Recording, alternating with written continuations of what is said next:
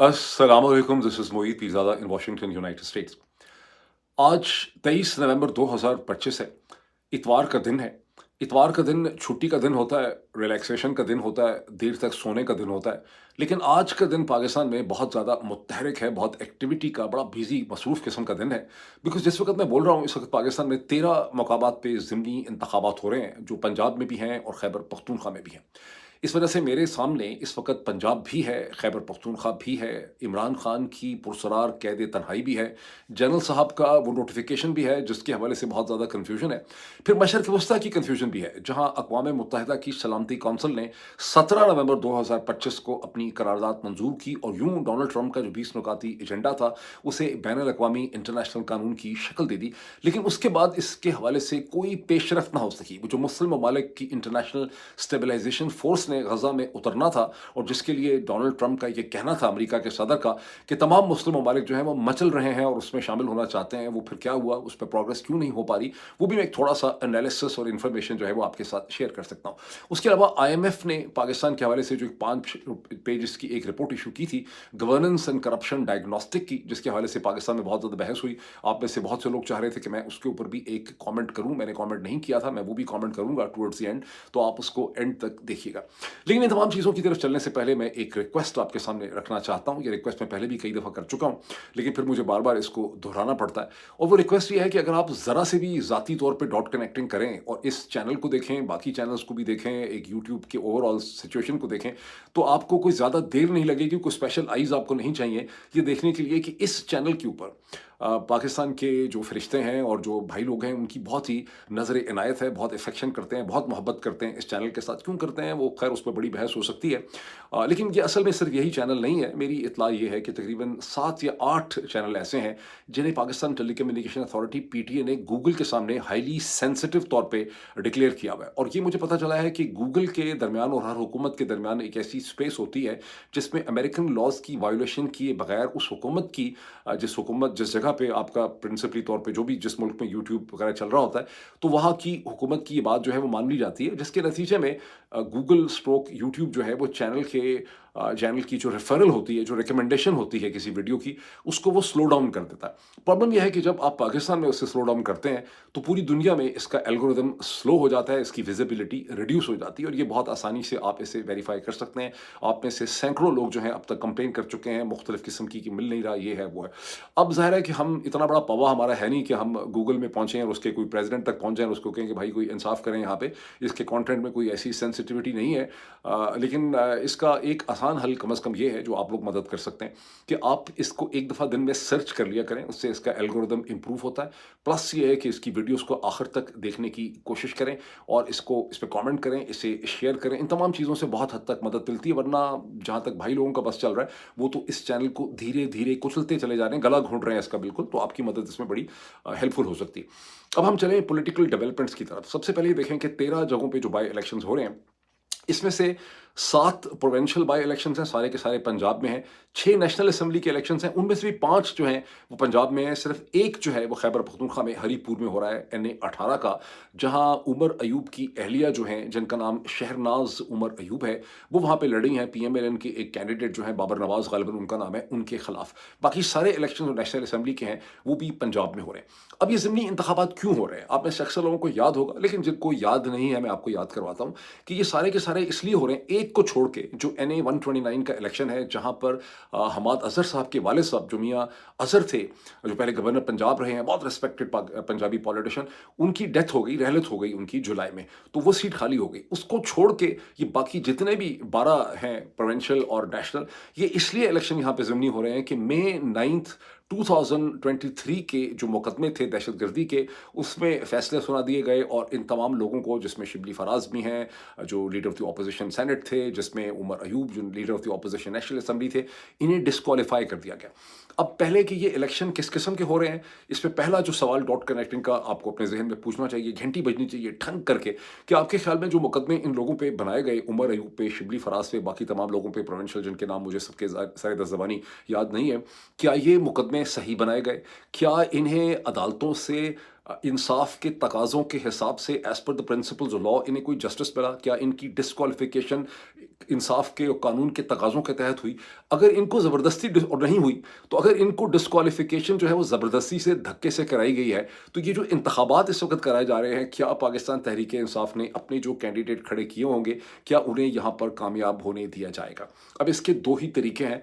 या तो किसी कैंडिडेट का किसी हलके में इतना ज़ोर हो तूफ़ानी किस्म का कि फरिश्ते और वहाँ का सेक्टर कमांडर और तमाम लोग जो हैं वो मिलके भी उसको हराने में कामयाब ना हो सकें, या ये है कि कैंडिडेट्स ने इंडिविजुअल तौर पे कुछ ना कुछ उन्होंने इल्तजा की हो, रहम की कि भाई मैं बाद में आपकी कोई बात जो है वो मान लूँगा, मेरे पे ज़रा हाथ हौला रखिएगा। इसके अलावा तो कोई और पॉसिबिलिटी जो है वो इसकी नहीं बनती। ऑलरेडी हमाद अज़हर साहब ने बड़े एक सीरीज़ ऑफ ट्वीट्स किए हैं इन्हें 129 के हवाले से, जहाँ उन्हीं के नेफ्यू जिनको उन्होंने ही रिकमेंड किया है अपने वालिद साहब की रहलत के बाद, वो वहाँ से इलेक्शन लड़ रहे हैं अगेंस्ट अ सर्टेन हाफिज़ साहब जो पीएमएलएन के कैंडिडेट हैं, जो 2024 में भी उनके कैंडिडेट थे। तो हमाद अज़हर ने सीरीज़ ऑफ ट्वीट्स में ये बताया है कि जो इलेक्शन के स्टाफ है, जैसे रिटर्निंग ऑफिसर्स हैं, उनको जो इलेक्शन का मटेरियल मिला है उसके अंदर फॉर्म 45 और फॉर्म 46 है ही नहीं। तो क्या इलेक्शन फॉर्म 45 46 के बगैर होगा? नहीं, ऐसा नहीं है। इसका मतलब ये है, वो ये कह ही रहे हैं हमाद अज़हर कि फॉर्म 47 भर लिया जाएगा, जिस तरह से रात के 12 बजे के बाद 2024 के इलेक्शन में हुआ था, और फॉर्म 45 फॉर्म 46 को अकॉर्डिंगली बाद में कैलकुलेटर की मदद से भरा जाएगा। ये हमाद अज़हर के ट्वीट्स आप उनके ट्विटर हैंडल पे चेक कर सकते हैं। अच्छा, अब पंजाब में तो ज़ाहिर है बहुत ज़ोर है भाई लोगों का और सेक्टर कमांडर्स का। ज़्यादा बड़ा इनका जो इंटरेस्टिंग हल्का देखने वाला है वो है NA18 जो है हरीपुर में, जहाँ उमर अयूब की अहलिया का मुकाबला है, जनाब बाबर नवाज या वटेवर। और वहाँ पे मसला ये है कि खैबर पख्तूनख्वा में बहुत सी ऐसी चीज़ें जो हैं वो आसानी से नहीं की जा सकती, जो पंजाब में निस्बतन आसानी से हैं। पंजाब की जो ब्यूरोक्रेसी है वो ज़्यादा कंप्लाइंट होती है, वो ज़्यादा कंप्लाई करती है फरिश्तों को और सेक्टर कमांडर्स को। अच्छा, यही वजह है कि जब खैबर पख्तूनख्वा के चीफ मिनिस्टर जनाब सुहेल आफरीदी साहब ने 2-3 दिन पहले वहाँ एक तकरीर कर दी थी, तो उस तकरीर के बाद इलेक्शन कमीशन ऑफ पाकिस्तान ने उनको भी और उमर अयूब की एहलिया जो है उनको भी नोटिस इशू कर दिए थे। उन नोटिस का मकसद क्या था? मकसद ये था कि चूँकि इलेक्शन की जो मशीनरी होती है वो अल्टीमेटली प्रोविंशियल गवर्नमेंट की होती है, तो वहाँ पर प्रोविंशियल गवर्नमेंट की मशीनरी को ये एक तरह से बावर करवाया गया कि आपको खैबर पख्तूनख्वा के चीफ मिनिस्टर की कोई रोब में धमकी में आने की ज़रूरत नहीं है, हम चीफ मिनिस्टर को भी बांध सकते हैं। मतलब ये था कि कहीं ऐसा ना हो कि डिस्ट्रिक्ट मैनेजमेंट ऑफिसर और पुलिस ऑफिसर्स जो हैं वो कहीं सुहेल आफरीदी के खौफ में वो सारा कुछ ना करें जो कि इलेक्शन कमीशन उनसे चाहता है कि वो करें। तो बहरहाल आज के ये जो इंतखाबी सारे के सारे हल्के हैं, इनके रिजल्ट्स को इस स्टेज में देखना और जो इनके रिजल्ट जिस तरह के आएंगे उसके ऊपर बहुत बहस होगी, उनको देखना बहुत ज़रूरी है। और यहाँ पर मकसद ये होगा कि एक नैरेटिव ये शेप किया जाए कि देखें, अब पाकिस्तान तहरीक इंसाफ की और इमरान खान की वो मकबूलियत नहीं रही है जो उनकी 8 फरवरी 2024 को थी। अब उनके कदम उखड़ गए हैं, लोग समझते हैं इमरान खान विजिबल नहीं रहा है, अब हुकूमत बहुत प्रोग्रेस कर चुकी है, हुकूमत ने हिंदुस्तान को शिकस्त दे दी है, हिंदुस्तान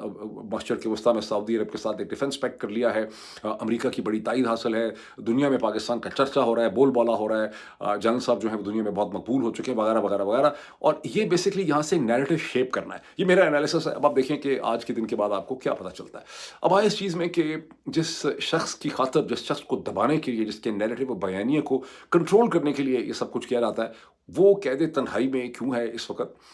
ये पहली दफ़ा नहीं है कि इमरान खान जो हैं वो मसलसल कैद तन्हाई में हैं। 4 नवंबर को आखिरी दफ़ा अपनी बहन के साथ उनकी मुलाकात हुई, पता नहीं बुकला के साथ हुई थी कि नहीं हुई थी, मेरा ख्याल बुकला से नहीं हुई थी, सिर्फ बहनों से हुई थी।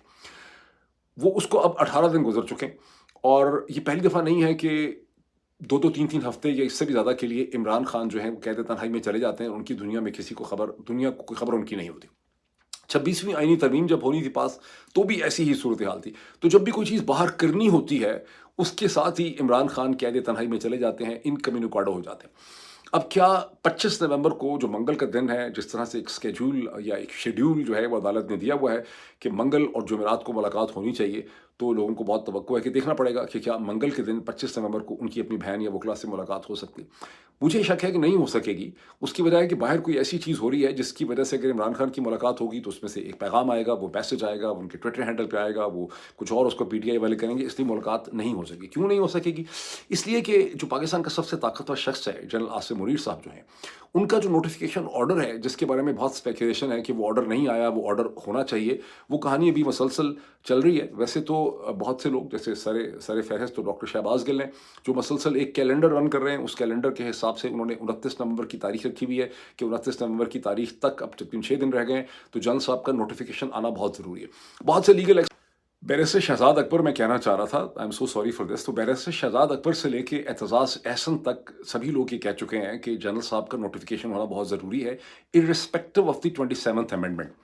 लेकिन मेरे ज़हन में सवाल ये है कि जो शख्स इतना ताकतवर हो एक सिस्टम में, जैसे बहुत महीने पहले मैंने एक टर्म काफ की थी, चौधरी निज़ामुद्दीन, अब उसको और बहुत लोग इस्तेमाल करते हैं, डॉक्टर शहबाज गिल उस टर्म को बहुत इस्तेमाल करते हैं। लेकिन उसका बेसिक मेरी फ़िलॉसफ़ी ये थी कि अगर एक ऐसा ऑफ़िस हो जो पूरे निज़ाम को कंट्रोल करता हो, उसको मोल्ड कर सकता हो, तो उसके लिए एस्टेब्लिशमेंट का नाम नहीं होना चाहिए, चौधरी निज़ामुद्दीन उसका नाम होना चाहिए। अब अगर एक शख्स सिस्टम में इतना ताकतवर हो कि वो पूरे सिस्टम को तोड़ मोड़ दे, उसको मोल्ड कर दे मोम की तरह, और अपनी डायरेक्शन अपनी ज़रूरियात के हिसाब से उसको बदल दे, अपने लिए वो 27th अमेंडमेंट करवा ले, अपने लिए वो कौन सुप्रीम कोर्ट को ख़त्म कर दे, अपने लिए वो आइन को ख़त्म कर दे, अपने लिए वो हाई कोर्ट्स को ख़त्म कर दे, और अपनी उसकी इतनी ताकत हो कि वो पाकिस्तान में पहली दफ़ा नेवी को और एयरफोर्स को भी अपने कंट्रोल में ले ले, तो क्या इस आदमी को कोई नोटिफिकेशन और ऑर्डर चाहिए, जबकि वो 27th अमेंडमेंट अपने लिए करवा चुका है और वो commander of the defence forces बन चुका है, कि अभी भी नोटिफिकेशन चाहिए? Legally speaking, constitutionally speaking,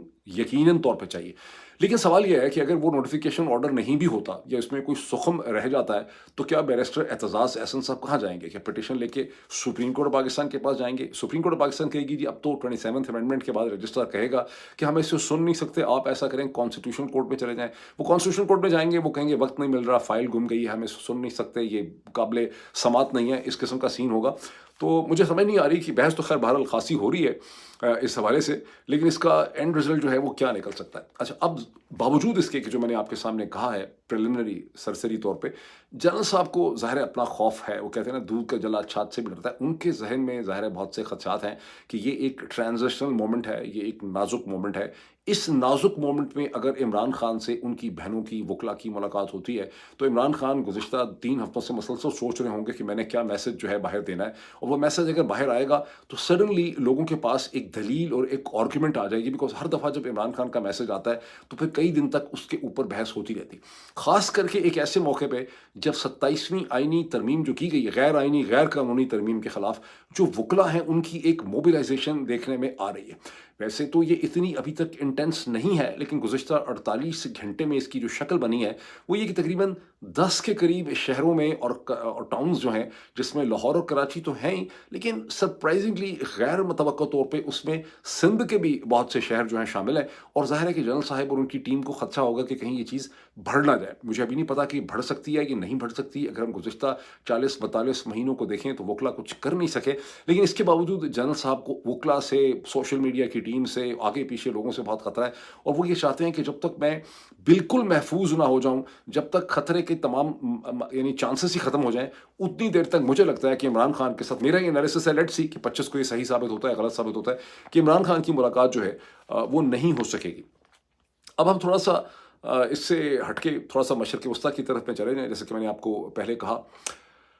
international stabilization force जो है वो अभी तक उसकी डिप्लॉयमेंट नहीं हो सकी गज़ा में। हालांकि 17 नवंबर 2025 को अमेरिका की बहुत ज़ोर लगाने के बाद यूनाइटेड नेशन सिक्योरिटी काउंसिल, अक़वाम मुत्तहिदा की सलामती काउंसिल ने प्रेसिडेंट डोनाल्ड ट्रंप का जो 20 नुकाती एजेंडा था उसे अप्रूव करके इंटरनेशनल बैनुल अक़वामी कानून की शक्ल दे दी, और इसके ये मंडे को पास हुआ था, 17 नवंबर को मंडे थी। इससे पीछे का जो पूरा हफ्ता था, इसके ऊपर 3 बहुत बड़े इसके क्रिटिक थे,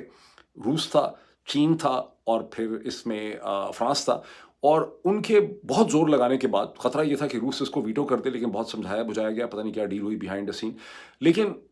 उन सब के इसरार पे 3 दफ़ा इस ड्राफ्ट को रिवाइज करके उसमें सिर्फ एक आध जुमला ऐड हो सका था, जिसमें यह था कि पैलेस्टीनियन स्टेट का एक क्रेडिबल वे फॉरवर्ड या पाथवे इसके अंदर होगा, conditional upon the reform of the Palestinian authority, यानी अल फतह की जो पैलेस्टीन अथॉरिटी है, अगर उसकी रिफॉर्म होगी तो होगा। लेकिन इससे पहले कि ये रेजोल्यूशन को अडॉप्ट किया रहा था मंडे को, इसराइल के प्राइम मिनिस्टर ने अपनी कैबिनेट मीटिंग में ये ऐलान कर दिया कि पैलेस्टीनियन स्टेट वायबल और नॉन वायबल, किसी किस्म की पैलेस्टीनियन स्टेट की कोई गुंजाइश नहीं है। और मंडे के बाद भी इसराइली पोजीशन यही है कि पैलेस्टीनियन पाथवे जो है ये बिल्कुल, इसकी कोई गुंजाइश जो है वो एग्जिस्ट नहीं करती। तो अच्छा, अब डोनाल्ड ट्रंप ने उस वक्त ये कहा था, और आपको याद होगा अगर आप में से जो लोग बहुत गौर से फॉलो करते हैं, कि डोनाल्ड ट्रंप ने ये कहा था कि मुस्लिम ममालिक जो हैं वो तो बड़े इंटरेस्टेड हैं, मचल रहे हैं several of Muslim countries and friendlies, لیکن کوئی مسلم ممالک نے اس کے بعد سے فارملی طور پر اس کو جوائن کرنے کا یا فورسز بھیجنے کا اعلان نہیں کیا. تو پھر ہمارا کیا مسئلہ کیا ہے, کیوں ان کو سانپ سونگ گیا ہے سب کو؟ اس کی وجہ یہ ہے کہ جیسے ہی یہ اقوام متحدہ کی ریزولوشن سامنے آئی, اس کے اسی گھنٹے میں ٹیلی گرام کے اوپر جو رشین میسیجنگ ایپ ہے, حماس نے اپنی پریس ریلیز ایشو کی. انہوں نے کہا کہ چونکہ ہماری بنیادی کنڈیشنز کو اس میں ایکسیپٹ نہیں کیا گیا اور جس طرح سے اسے پاس کیا گیا ہے, یہ ایک انٹرنیشنل ٹرسٹی شپ ہے which is in partisan with the occupation forces. اور یہ جو آکوپیشن فورسز مطلب ہے کہ اسرائیل کے بہاف کے اوپر ہمارے اوپر ایک فورس بھیجی جا رہی ہے, ہم کسی بھی صورت ڈسارم نہیں ہوں گے. ڈسارم نہیں ہوں گے کا مطلب یہ ہے کہ پھر ہم لڑیں گے اگر ہمیں کوئی ڈیکمیشن یا ڈسارم کرنے کی کوشش کرے گا. اس سے سارے مسلم ممالک کو سانپ سونپ کیا. اچھا, اب اسلامک اسٹیبلائزیشن فورس ہونی تھی 20,000 اس میں ٹروپس ہونے تھے, لیکن اگر 4 ملک مل کے 20,000 یا 5 ممالک کی مل کے 20,000 کی ٹروپس بنتی ہے, اس کا مطلب ہے کہ وہ جو 5 ڈفرنٹ کنٹینجنٹ ہوں گے 4-5 ہزار کے, ان کے درمیان میں کسی بھی قسم کی انٹر آپریبلٹی نہیں ہوگی. انٹر آپریبلٹی بڑی مشکل ہوتی ہے. وہ ایک فوج مسلسل ایکسرسائزز کرتی ہے برس جو ہے, جب ایک فوج آپس میں ایکسرسائز کرتی ہے پھر ان کی انٹر آپریبلٹی پیدا ہوتی ہے. یہ جو آپ بار بار ایکسرسائزز دیکھتے ہیں, جیسے چند دن پہلے ہندوستان ایک بہت بڑی راجستھان میں پاکستان کے بارڈرز کے ساتھ آپریشن ترشول ایکسرسائز کر رہا تھا, ترشول, تو اس کی وجہ یہ تھی کہ وہ اپنی ایئر فورس, نیوی اور اپنی لینڈ گراؤنڈ فورسز, اپنے مسل, اپنی سارے جو یونٹس ہیں, ان کے جو ایسٹس ہیں, ان کے درمیان انٹر آپریبلٹی پیدا کر رہے تھے. اور جب 7 مئی کو ان کی ایئر فورس کو ناکامی ہوئی تو وہ یہ تھا کہ ان کی جو ڈفرینٹ قسم کے ایسٹس تھے, ان کے کچھ فرینچ میڈ تھے, کچھ ان کے رشین میڈ تھے, ان کے ڈفرینٹ قسم کے ریڈار سسٹم تھے, ان کے درمیان میں افیکٹو انٹر آپریبلٹی نہیں تھی. اب یہ جو مسلم فورسز ہیں, ان کو موت اس لیے پڑ رہی ہے کہ اگر حماس کو وہاں پہ ڈیکویشن یا ڈسارم کرنا ہے تو اس کا مطلب ہے وہاں تو جھگڑا ہوگا, وہاں تو کامبیٹ ہوگی. تو حماس اس ٹیریٹری کو بہت اچھی طرح سے سمجھتی ہے, جانتی ہے. اور یہ جو مسلم فورسز آئیں گی, ان کو کہا گیا ہے کہ ان کو کوآرڈینیٹ کرنا ہے ایسٹ میں اسرائیل کے ساتھ, ویسٹ میں کرنا ہے ایجپٹ کے ساتھ. وہ عجیب مطلب ایک سچویشن ہے, کیونکہ ان کے پاس اپنا ایئر فورس کی بیکنگ نہیں ہوگی, نیول یونٹس نہیں ہوں گے, ان کے پاس اس قسم کی فائر پاور نہیں ہوگی, اس قسم کی لاجسٹک نہیں ہوگی, یہ اپنی ہوم ٹیریٹری اور ٹرف سے بہت دور ہوں گے. تو اس لیے یہ سب کے سب جو ہیں وہ سوچ میں پڑ گئے. اور اپیرنٹلی ٹوٹلی کنفرم نہیں ہے, لیکن میں نے لکھا ہوا دیکھا ہے کہ یو اے ای نے اور جارڈن نے تو کہہ بھی دیا ہے کہ انڈر دا سرکمسٹانسز ہم اپنے ٹروپس کو ہارمز وے میں نہیں بھیج سکتے. تو یہ وہ چیز ہے جس کی وجہ سے ایک پورا تعطل پیدا ہو گیا. اچھا, ترکی کو اس میں بہت غصہ ہے کہ ترکی نے حالانکہ اس ریزولوشن کو سپورٹ بھی کیا ان 8 ممالک میں, لیکن اسرائیل کہہ رہا ہے کہ ٹرکش ٹروپس جو ہیں وہ ایکسیپٹڈ نہیں ہوں گے. یہ سچویشن کہ ٹرکش ٹروپ ایکسیپٹڈ نہیں ہوں گے, یہ ایجپٹ کو بھی نامنظور ہے اور یہ قطر کو بھی نامنظور ہے. تو ایک تعطل اور ایک ڈیلے پیدا ہو گیا. تاہم جو بورڈ آف پیس بورڈز بنانے ہیں, جس کا کہتے ہیں کہ امریکہ کے پریزیڈنٹ جو ہے پیس بورڈ کو ہیڈ کریں گے, باقی بھی اس میں بھی نامینیز ہونے, ہو سکتا ہے اس میں پاکستان بھی نامینی بن جائے پیس بورڈ میں. اس کو جو ٹائم دیا گیا ہے according to the United Nation security council, وہ 2027 کے نومبر تک کا ٹائم دیا گیا, 2 سال کا ٹائم دیا گیا. تو اس پہ اگر پیش رفت ہوگی تو آنے والے چند دنوں یا ہفتوں کے اندر یہ پیش رفت ہوگی سلولی. اور جب پیش رفت ہوگی تو ایک بار پھر ایسا لگتا ہے کہ روس اور چین جو ہیں اور فرانس جو ہیں, ان کی اوپینین بھی میٹر کرے گی, پھر ایک نیگوسیشنز ہوں گی. تو ریزولوشن کا لیگل مینڈیٹ تو مل گیا ہے, لیکن پریکٹیکل ڈیفیکلٹیز جو ہیں اس کے راستے میں وہیں پہ کھڑی ہیں. اب ہم اس چیز کے اوپر آ جائیں کہ آئی ایم ایف نے جو governance and corruption diagnostic report issue کی پاکستان کے حوالے سے چند دن پہلے, جس کے اوپر پاکستان میں بڑی بحث ہوئی, لوگ بڑا ڈھنگ رہ گئے ہیں, پریشان ہو گئے ہیں, حیران پریشان ہیں. ان کو جھٹکا لگا ہے جب آئی ایم ایف نے کہا ہے کہ پاکستان میں جو کرپشن ہے, اسٹیٹ سیکٹر جو پبلک جو اسے کہتے ہیں اسٹیٹ اونڈ انٹرپرائزز ہیں, جو پاکستان میں ایلیٹ کی پریولیج ہے, کرپشن ہے, اس کرپشن کے نتیجے میں اگر اس کو کنٹرول کر لیں تو پاکستان کا جو جی ڈی پی ہے وہ 6.5% تک جی ڈی پی بڑھ سکتا ہے. اور پھر انہوں نے ایک 15 نکات کا پوائنٹ کا انہوں نے ایجنڈا بھی دیا ہے ریفارم کرنے کے لیے. پاکستان میں سے بڑی بحث ہو رہی ہے اس رپورٹ کے حوالے سے.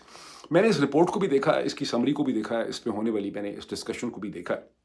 میرا آپ سب سے ایک سوال یہ ہے, کیوں آپ لوگ بار بار, تو سارے کہتے ہیں کہ ہم اتنے